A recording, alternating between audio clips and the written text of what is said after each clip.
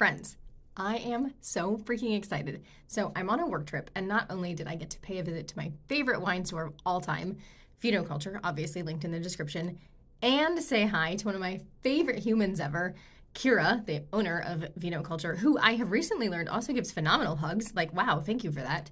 I have never been more excited to be on a work trip. So I went in to see Kira and to get wine because obviously I can't survive a wine trip without like some grape juice. I'm kidding. Am I kidding?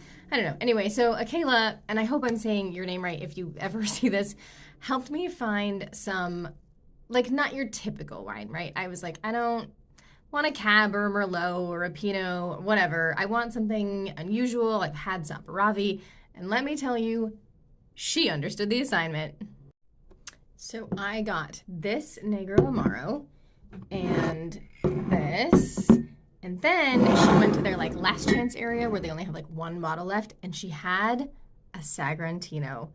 Long story short, one of my other favorite humans, my friend Keith, had texted me about Sagrantino. Like, okay, homie, we are upping our tannin game. I freaking love Keith. Keith made my crazy time at a particular workplace survivable.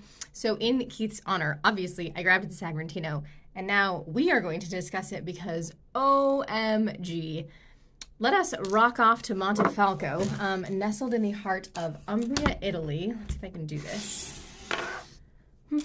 So here we are, Spain, France, Italy.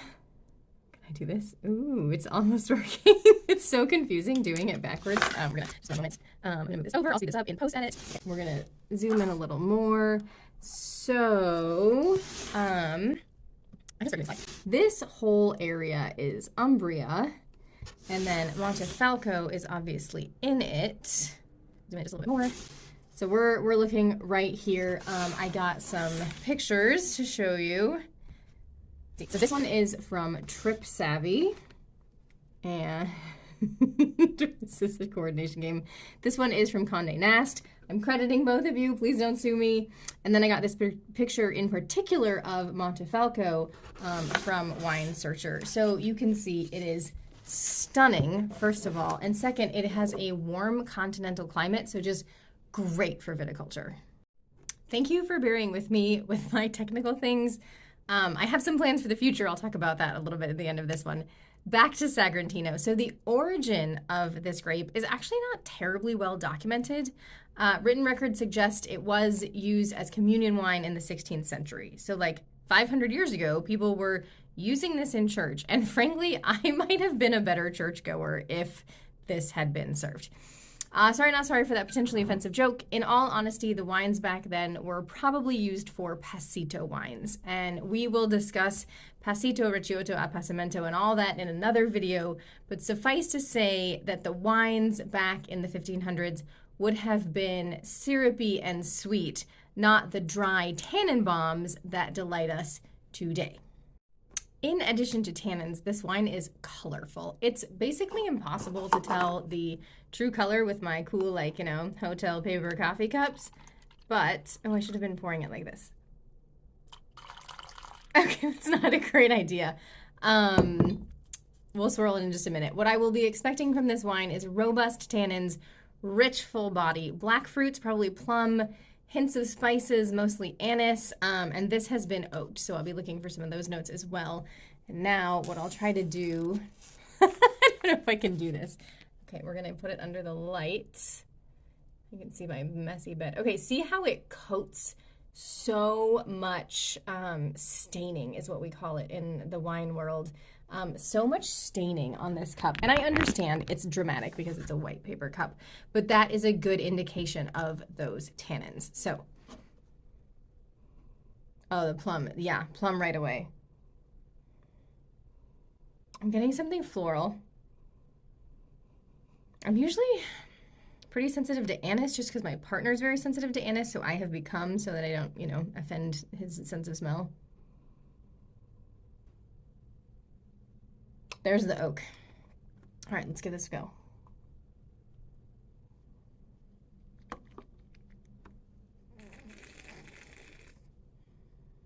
Oh